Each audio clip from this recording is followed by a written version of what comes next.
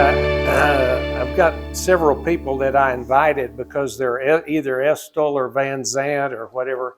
One of them is Juliet George, if you can wave or whatever, and John Estills, John Hugh Estills, and Bobby Wright, my cousin.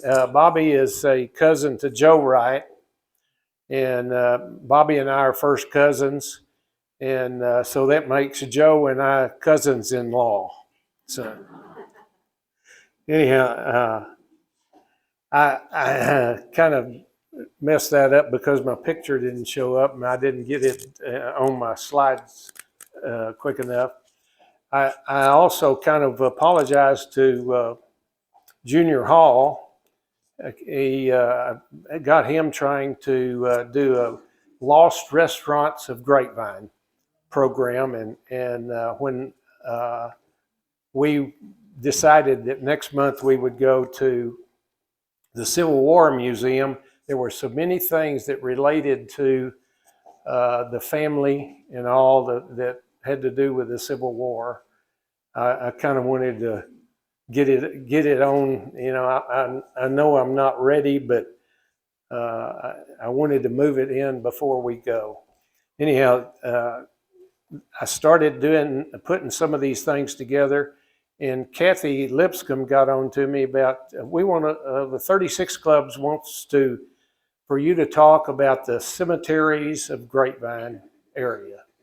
And I said, boy, I can't think of anything that would be more interesting than the cemeteries of Grapevine. And I told her, I said, you and I will be the only ones that are interested in it. So. And anyhow, I ended up doing a little bit, and Larry Groby helped me figure out how to put it on slides and so forth. I appreciate Larry. He's such an asset to the Historical Society that in every way he does everything. And I'm going to talk about the history of Grapevine. And y'all may think I'm going to talk about how we used to have nickel cold drinks or penny gumball machines. Y'all remember that? I went out to Ridgemore Mall the other day and I saw a gumball machine, so I thought I'd put a quarter in and I spun it around and all, and it had two sides. It cost 50 cents for a penny gumball, you know. But we're going to try and skip that nickel Coke or a nickel cup of coffee or whatever you want to talk about. We're going to skip that era, and we're going on down to we're actually going to get to the era that was about the mill. The mill was a industrial piece initially, you know, and then we had the locomotive, and our family came to this area in the 1850s, and J.C. Dunn, I have some stuff showing in that it was about 1842, September 9th of 1842 was his deed. And I've done quite a bit of research. Also, speaking of research, I have John Estills is one that's done a heck of a lot of research on the Estills family. And our family was into the grist mill, trying to have a grist mill here back in that era. And so the thing also that I kind of wanted to point out is that all of my heritage was passed to me from the woman's side of the equation. You know, my mother, her mother was a Jenkins, and it goes back to Charlotte Ellender Dunn. All of my heritage was passed through the woman's side. It's a neat part of it. We have I think it's is it Paul Dunn that's here? There we go.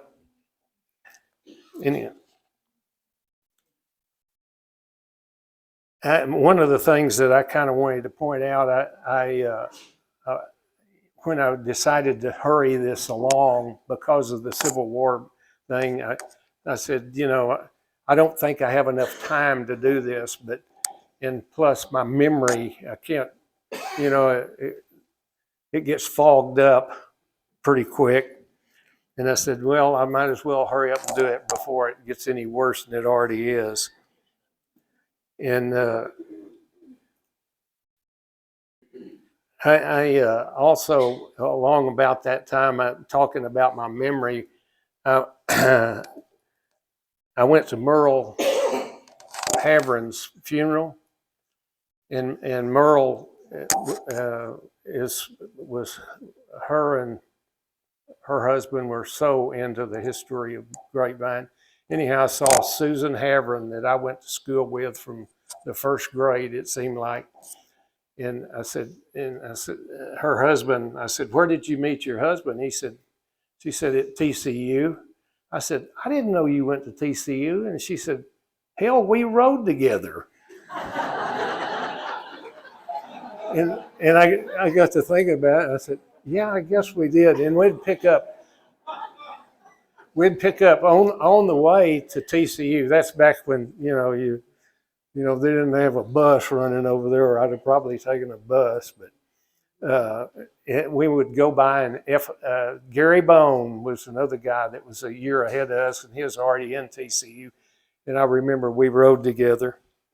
But that fog in my mind when I went off to college was hadn't gotten any better. I'll tell you that. And by the year it gets even worse. So anyhow, let me get rolling here. I also wanted to thank the people of Grapevine. We have Ted, and then Larry Banks was another one that really did a lot about keeping the history of Grapevine in focus. Meryl Stacy, I used to talk to her by the hour, just because she was so interesting and interested. And then Joe Wright was another one, and John Boyd, who passed away during the COVID. That it's sad to think of the people that were really into history. And then Mike Patterson, I don't know where he's gone. He went to Oklahoma, I heard, for a while, and I don't even know if he's around. Arkansas? Okay. Anyhow, Toading Eubanks is another one. We'll see some of his renditions of what history was like. And Mavie Trigg, I could talk by the hours to maybe just about anything over in the areas. And then William D. Tate. Somebody was saying, one of the kids asked him one time, why did you have a name of a street? Uh-oh, excuse me. Anyhow, and there's some pluses on the end of this. Sally Andrews and David Klimpin. There's just, you could name dozens of people that are into the history of Grapevine, as you can well see. And then my grandfather was Clifford Jenkins Wall and Beulah Estill. That's the connect to the Estills. I have my perception of what it was like when I started finding out about the history of Grapevine and all. I had a vision, that was in my mind. And I thought that, it was ancient history. And I thought I would have to do carbon dating and archaeological radiocarbon dates and paleontology collections and everything else and all. And then I happened to think, this guy that's staying at our house is my grandfather, and he lived through that. And then it wasn't just it was just a generation ago. And it finally made me realize how, really we are history. And today we're passing that history on. But this is what I think, what my image of what Grapevine was like. I mean, when the first settlers started coming here. But my vision was skewed by some of the things that I saw. Tonto and the Lone Ranger, and I think this is a picture of not Butch Cassidy, Hopalong Cassidy. And then this is my mother, and that's the house that my grandfather had. Daddy Wall is what we called him. And this is what Grapevine really looked like, when, and this is probably 1912. And you can see a little stick back there. That was a bodark tree that Bobby and I would climb on and everything else when we were a kid, So mother, it was probably 30 years old, and it was just a twig back then. And then I tried to show y'all the picture. Oh, excuse me. I tried to show you the picture of a tintype. This is a tintype that was found at the Masonic Lodge of the first, maybe this the second building in Grapevine. This was my great-great-grandfather, Eli Mathis Jenkins. And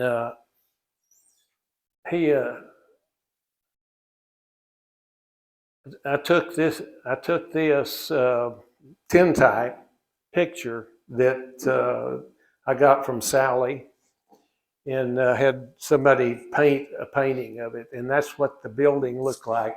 And it still is a grapevine prairie. But a little later on, after Hopalong Cassidy and all, there's been some other things that have come to light. We have Lonesome Dove was a series. Back when I was growing up, it was a movie, and now you can't even call anything a movie anymore, I don't think. But also here, this is the series 1883, and if you hadn't seen it, it really gives you an idea of what my grandfather was going through coming to this part of the world from Tennessee.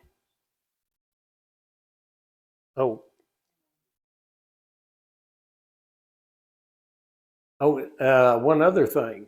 This star that Larry McMurtry in the Lonesome Dove, it's in Fort Worth. Well, they're going to award another star to Taylor Sheridan in October, and Bob Jones, auctioneer, the auction barn. Bob Jones from Carroll Hill. Chigger Hill? South Lake? Okay. Bob Jones, auction and sale and cafe, auctioneer, baseball, picnic, and he was the major landowner in the Carroll Hill. They still call the school Carroll. I can't believe they maintain that name. And then here's a picture. Hold on, I got to get back.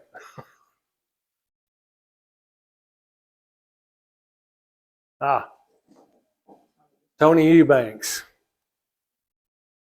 Somebody could have helped me with that, I guess, but.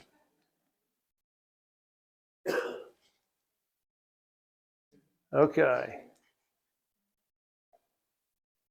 But that's the rendition, and this is similar to what 1883 was like. 1883 movie that we saw, and here the people are trying to really show what it was like for my great great grandfather came here with his uh, he came here with his mother-in-law, his wife, and a niece, and they all made it here from Tennessee.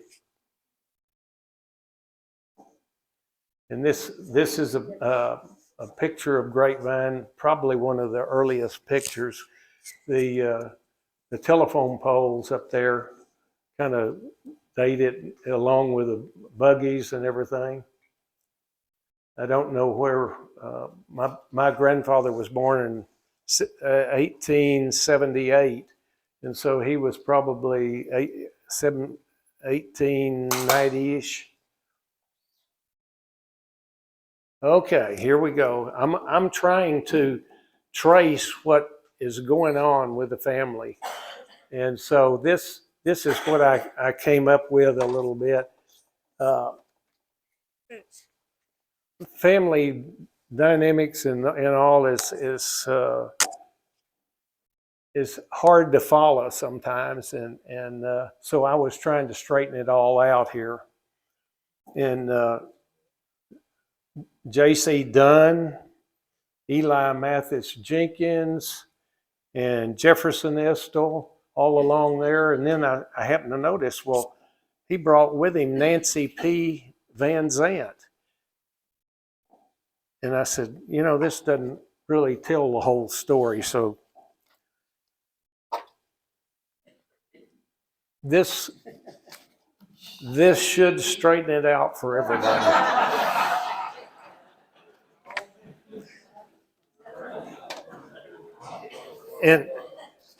And Sally told me that when I went and did the cemetery deal with Kathy Lipscomb, Sally said, "Oh, they just love handouts." So I've got handouts here. Passive. Uh-oh, God. Well, I'll make it. Anyhow, Sally told me that they love handouts, and so I had to run some handouts, and I have 10 of them. But so anyhow, this kind of tells a little bit of the story. J.C. Dunn was probably the first landowner, and Jefferson Estills was maybe the second, and Nancy Moselle Stanley was the his wife, and Charlotte Ellender Dunn came over and married Eli Mathis Jenkins, which is the connect there to Eli Mathis Jenkins, the store that we showed a little bit ago. And all of these, and then Jefferson Estills brought his niece, and she married, back over here, Irenaeus Plato Solon Dunn. If that isn't a handle. Anyhow, this is kind of the graph of how we all were. You either you picked up a wife from Hill's Half Acre, or you went and found somebody here in Grapevine. So anyhow, two of the people that came along were from the Jenkins, and was Virginia Araminta, from Charlotte Ellender Dunn, Eli Mathis Jenkins had Virginia Araminta, and that's the connect to the wall side. And that's, my mother was Mary Virginia Wall Simmons. Uh-oh.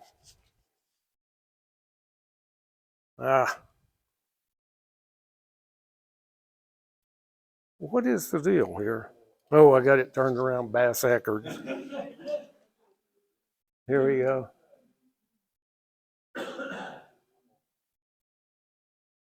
Okay. This is I have this. This is my pride and joy.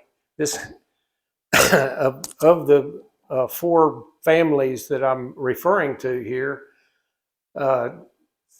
This is the Estills line, and so I've picked the Estills line as the plot because the family tree does not fork, and so we and what we were finding out when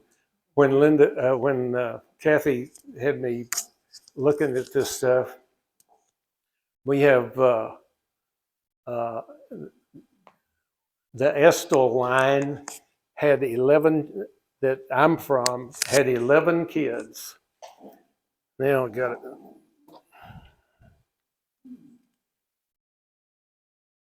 And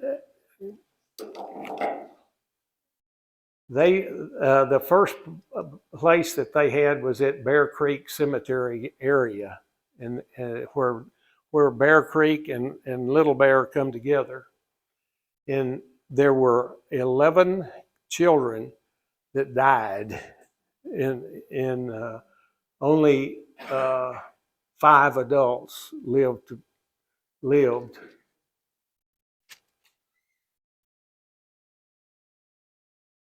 Okay. This is a blow up of that Estills family, and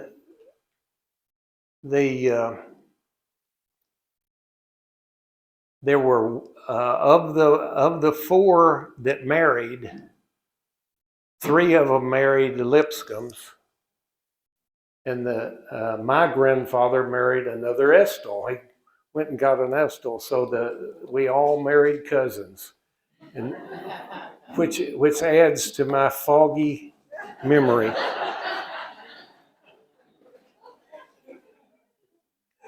Kathy seemed to have gotten around that, though. Okay. Alrighty. The thing I kind of wanted to point out on this is the mother of Van Zandt, the mother side shows up in here. This mother is back over here, and she comes in Eleanor Thomas Estills. That comes from another line and all. Okay, and I spent quite a bit of time trying to find deeds and all to find out where they actually, where the property was and all.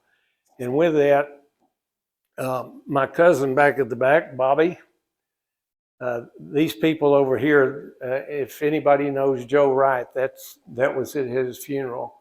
And this is the Wright brothers over here and me at the end down there. But Bobby is his livelihood was in civil engineering, and he found where the actual lines were and drew on the property where it was. This property is surveyed correct, and I appreciate Bobby so much. He was telling me that it was written in script, and it was Vera, and part of it was in Vera's, and he had to piece things together. But this is one of the things he got. He got all of this laid out, and this happened to be where my dad's farm is. I mean, Where is that now? I mean, what's on there now? the airport. Okay. The airport's on it right now. And I'll get on down here the next frame. Minner's, everybody probably knows where Minner's Chapel is. And this is the airport is pretty much right there. There's the county line over on the side over there. The dotted line. And then Estills is over about where that star is. And Bobby had found the survey of these properties, and the one down here at the bottom actually has Jefferson Estills written on it, and that's an 1885 map. And the one right that was my dad's property is the Clary survey up here, and we have surveys of that. Now this big yellow square here was where he had his first property was, where the first post office in the area was.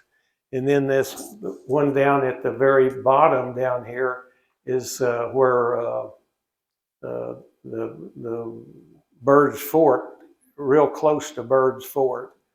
And right next to that is there's a Callaway Cemetery one section over, and Bird's Fort's in between there, kind of. Anyhow, that is. That name Estills. Huh? The Estills Creek, that's spelled differently than the Estills. Is that just a derivative of that name, or totally different? That they renamed it after the war. And it went in as Estelle, and there's a creek there, and they came from a part of Tennessee that Estills Springs is in. It's real close in Tennessee. And so he was looking for a spring when he got here. Okay, this is. This black portion here, I've tried to find some kind of a schematic to write about where everything was. In Will Hoyt's map was the one that had the least amount of clutter on it, and you could kind of tell what was going on. And this is the one that Bobby surveyed back here. That's my dad's property. And then down here is where I think that Bear Creek Cemetery. Well, I don't think that, but that's where Jefferson Estills had the first post office. In that particular area is right down here, and so. He was postmaster in July 16th of 1857. And then his niece, Nancy P. Van Zandt, went over and married Irenaeus Plato Solon Dunn. And August 4th of 58, he was listed as the postmaster. And this property right here is where my dad's farm was, and right across the street from the north end of it is the Lipscomb Cemetery. And they moved it when they did the airport. They had 48. I think, graves that they moved. And I have a drawing over here that kind of shows where Grapevine is. 2 miles south, directly south, is where Lipscomb Cemetery is. And I can't believe that they my dad, we dairied on that property, and I used to go over and straighten up the um, tombstones and all, clean up the place, Where'd and they move 'em? huh? Where'd they move them? To Grapevine Cemetery, and one went to Colleyville, the Bluebonnet. But one other little ditty was I took Kathy here, and Kathy and Ann. I told Kathy, I said, I know exactly where that cemetery was, you know. So Kathy and Ann and I were going to go and see where the cemetery was.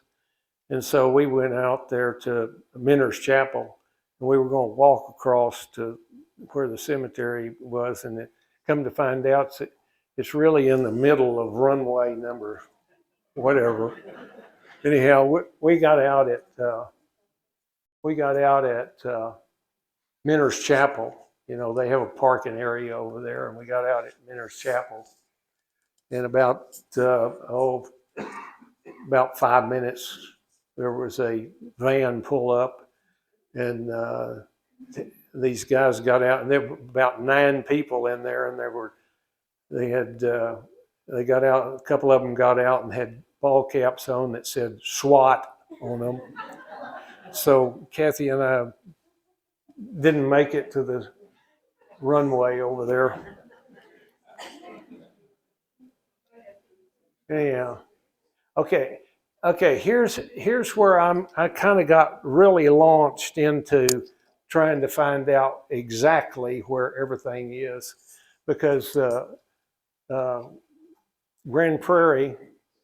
Irving over there put up a commemorative Estills community, and they have a cemetery over there that's the Harringtons, and all, but they in this they have Estills spelled with an Estell, and it was after, they were saying, after a Grapevine architect. Okay, when Jefferson Estill came here, I don't think they had architects. They had log cabins, maybe. And two, on the property where the Lipscomb cemetery was, there were two log barns that were there, and I'm surprised I don't even know what happened to them. And there was another house over that was a log cabin. Oh, hang on.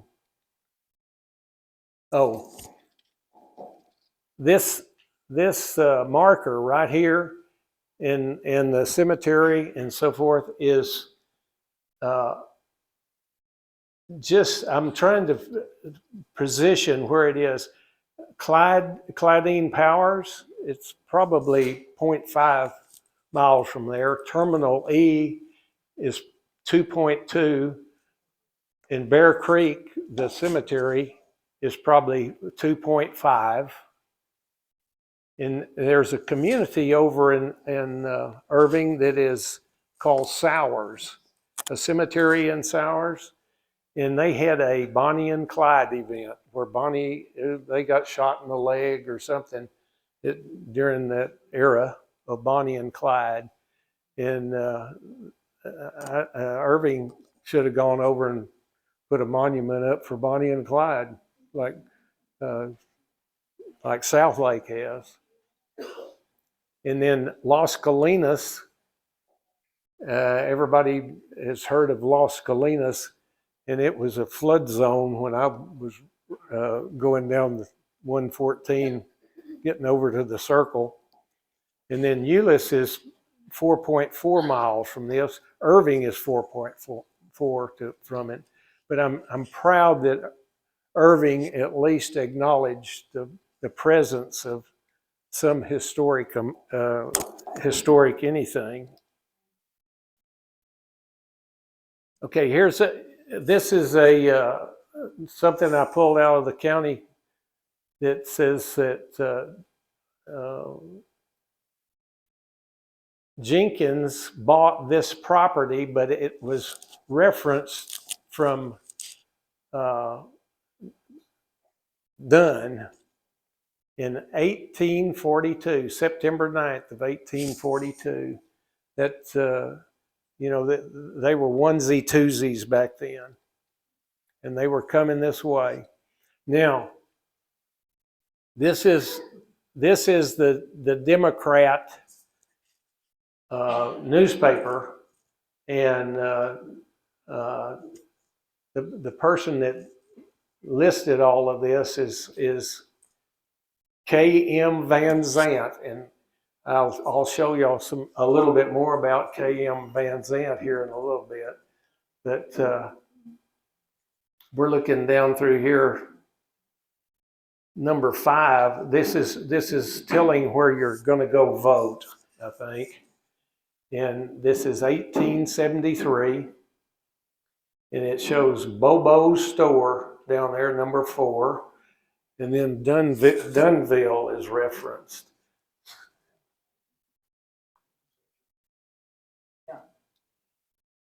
Okay, now, if we were going to name, I think Kleber Miller Van Zandt didn't really like the name Grapevine. He thought somebody ought to have their name stuck on it, I guess. And so he named it Dunville. He is the one that named it Dunville. But I got to thinking of what would we have named Grapevine? There was a Burgoon over there that was one of the properties, and Burgoon is listed there. Or we could have had Bobo as our town. There we go. Moorheadville, Jenkinsville, Van Zantville, Lipscomville, Kleberville. Those are some of my renditions. Anyhow, I belong to just about every historical society in Tarrant County, and plus I belong to the Historical Society of Franklin County in Tennessee, and they were having a party talking, and they were going to have, well, they have picnics, and they were going to talk about Kleber Miller, the Van Zandts coming to Texas. And so I went over to the place, but mainly because it says Franklin County, Tennessee Historical Society celebrating the Van Zandts in Texas. And they were having it at Greasy Cove Road, Huntland, Tennessee. So that perked my interest a little bit more too. And I said, where'd y'all come up with the name Greasy Cove? Said, well, because of the quality of the moonshine here. And so I come to find out Jack Daniel's Brewery is 22 miles from there. Anyhow, this is a typical, my wife and I don't like to get on highways to a certain extent. And this is a typical church that we saw. This is at Huntland, and graveyards and churches, and it's a rural part of the world, it seems like.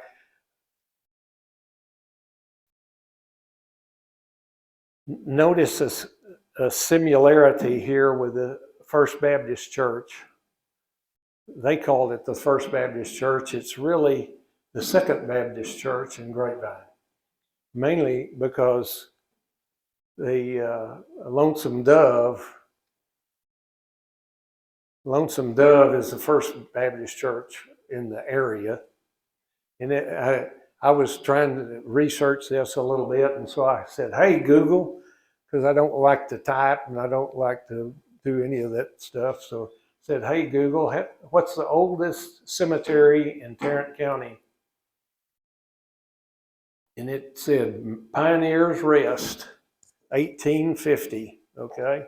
So I said, hey, Google again, when was Lonesome Dove? And it says 1846.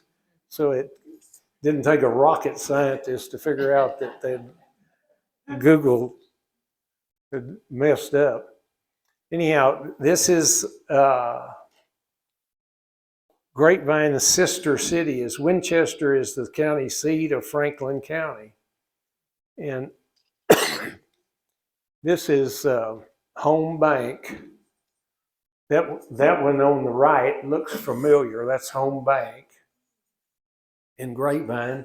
And this is, if you could read this in the white up there, it says Home Bank up there. And then this is Farmers National Bank. In Winchester, there's a Farmers National Bank. So the Tennesseans kind of brought their idea of what they needed for a bank, and both of them went belly up in 27, I think.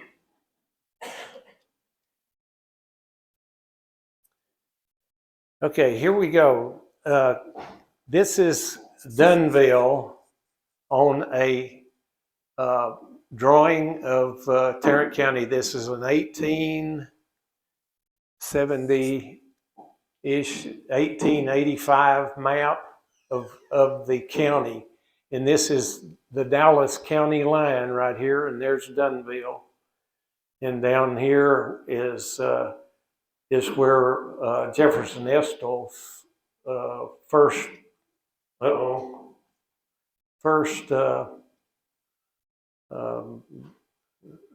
post office is down here where it says Crowley right in the middle right there.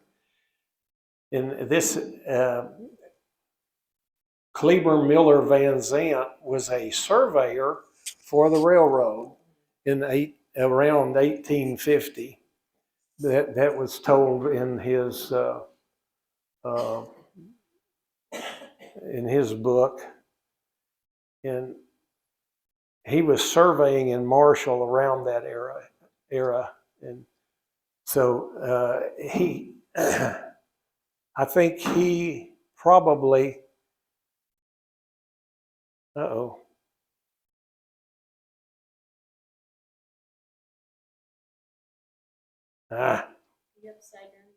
here we go. He probably, this, if I could see the 1807 nothing over here. He was in Marshall, Texas, and he comes over and he's drawn this. Okay. Ended up reading, he has a book called Force Without Fanfare. That's his autobiography. And I thought I would, just pick that up. That looks like the size book I like to read.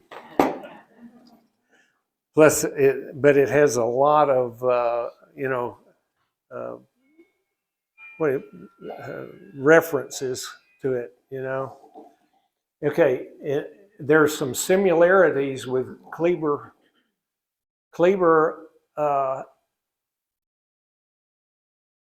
Both Jefferson and Kleber came to the Republic of Texas in about,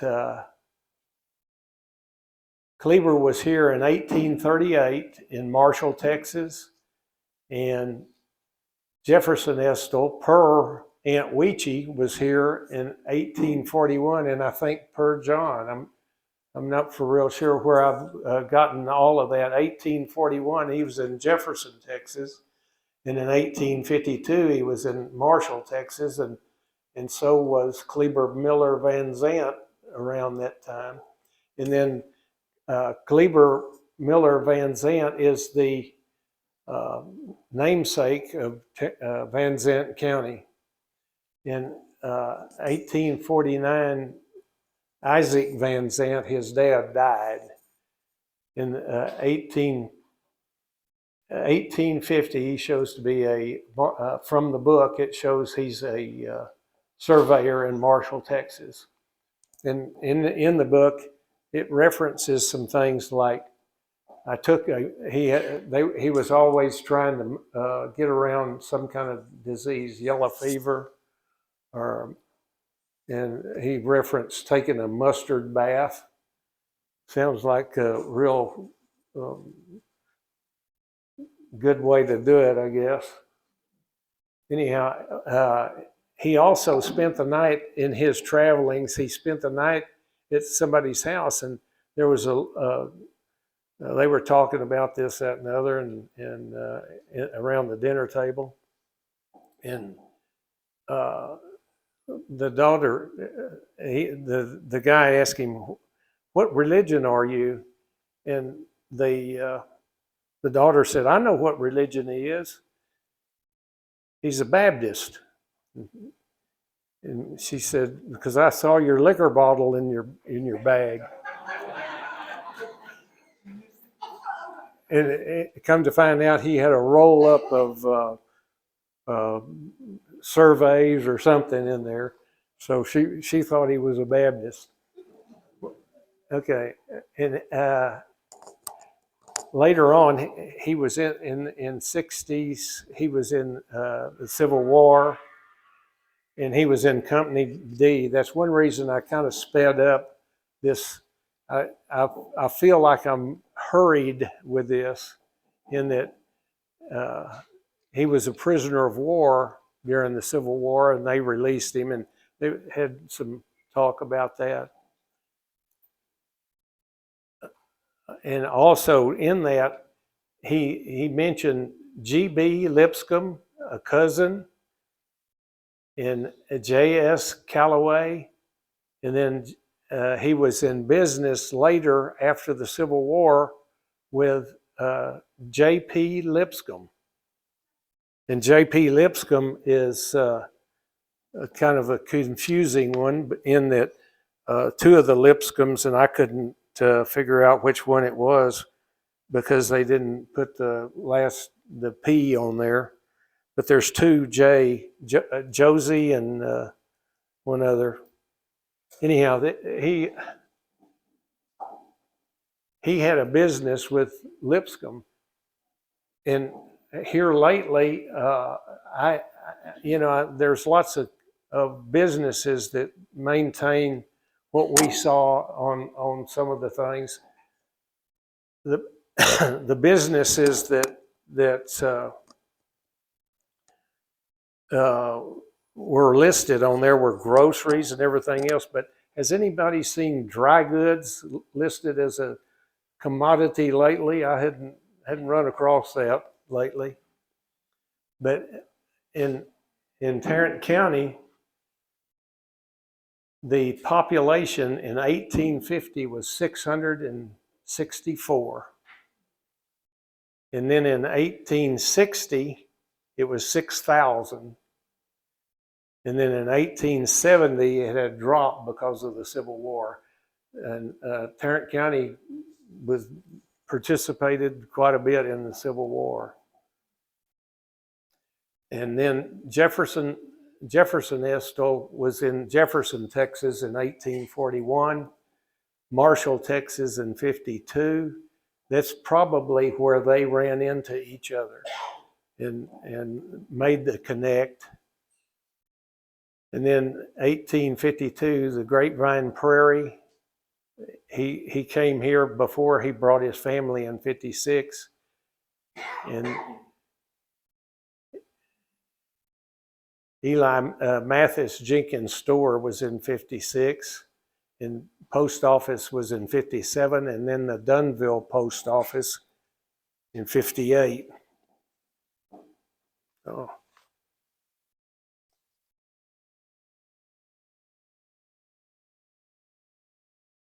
This is a newspaper article. And here's Bobo's store and Dunville right there. Of the 12 precincts, I guess, is what they would have been in the county. But that's listed. And then this line right through here was, I'm thinking that's Grapevine. So this is 1873 drawing. Anyhow, Dunville, my uncle told me a long time ago, kind of with a grin, said they changed the name from Dunville because there was some Duns that were train robbers. Okay, and this is what I've looked up about B. Dunn, the B. Dunn Ranch, the first wagon tail in Oklahoma. Dunn and his brothers B, Calvin, Dale, and George ran a road ranch near Ingalls, Oklahoma for travelers looking for a place to eat and rest. Sometimes these travelers that made the mistake of stopping were robbed, killed, and never seen again. So I think they call the city constables or the city forefathers together and decided that they didn't need to call Grapevine Dunville. From that is no relation. Called it, okay? No relation. Anyhow, they also had a meat market up in Oklahoma that they took stolen cattle, and Oklahoma Duns are no good. They're no relation to the Grapevine. Okay? yeah. Anyhow, but I guess they had a city council meeting and decided to change it back to Grapevine or whatever. So, anyhow, one thing I kind of wanted to point out on this is Oklahoma. You see Tennessee up here was 1796 was a state. And the Louisiana Purchase was 1804. And then Louisiana became a state in 1812. Texas, and it was the 28th in 1845, as we celebrate quite a bit. Oklahoma, it looks like it was dragging up last here because they probably went all the way to the other end of over to California and whatever else, because it was number 46. So Oklahoma must have been proud of their Be Done ranch over there. And anyhow, okay, one of the things I kind of wanted to talk about, because we're going to the Civil War Museum, is this whole United States was formed with wars. It seemed like, we had with England in 1776 and 1812, and then we had a war with Mexico in 1846, and then with Spain in 1898. And that doesn't even consider the Indians a war. We were policing the Indians is what we were doing. And it wasn't considered a war. So 6 guns and war was just part of it. Okay, and one other thing, the reason that we had the war with Mexico was property. The state was going to own the property, so they weren't for that. Dissolution of state legislatures, disarmament of state militia, abolition of Constitution of 1824, whatever that is, and established a theocracy. Here's another picture that shows a little bit about the Civil War-ish era. The picture over here is an 1865 military map, Estills Springs, which is real close to Franklin County. And here is, it's stating that Major K.M. Van Zandt is a Confederate veteran. You know, and here is Richard Gannot. Now, I put these up here because the bonds that were made with these people seem to be bonding more because of the Civil War than any other idea that you could come up with. You know, in that the property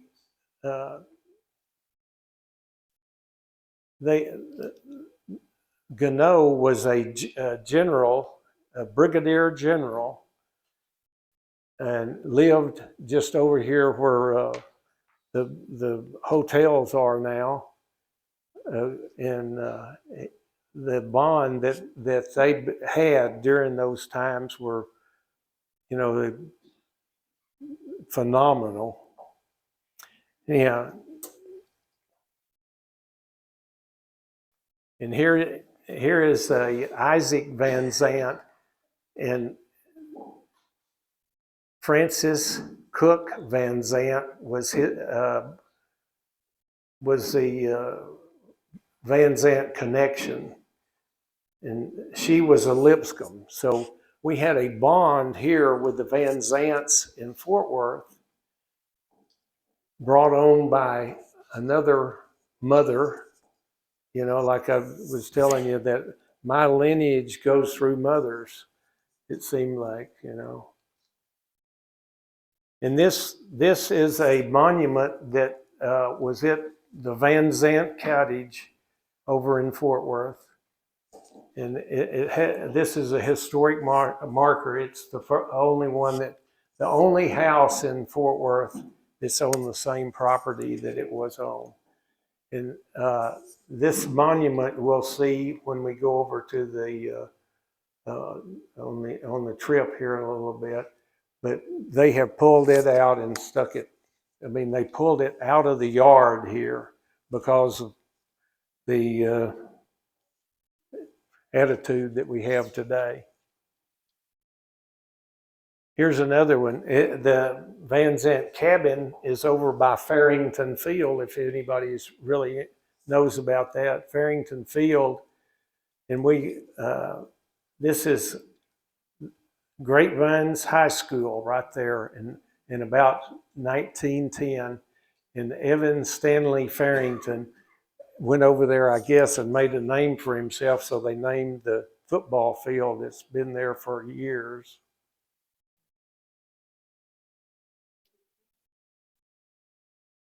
Okay, well, I have reached the end here with, I have, Fort Worth was named for General William Jenkins Worth. Now that's my next project, is to find out if Jenkins is a relative of mine, or Worth is a relative that his mama was a Jenkins. And then the next one over here was a surgeon during the Civil War, and he's also an Estills. So I'm hoping to be able to do a little research on that. And here I am.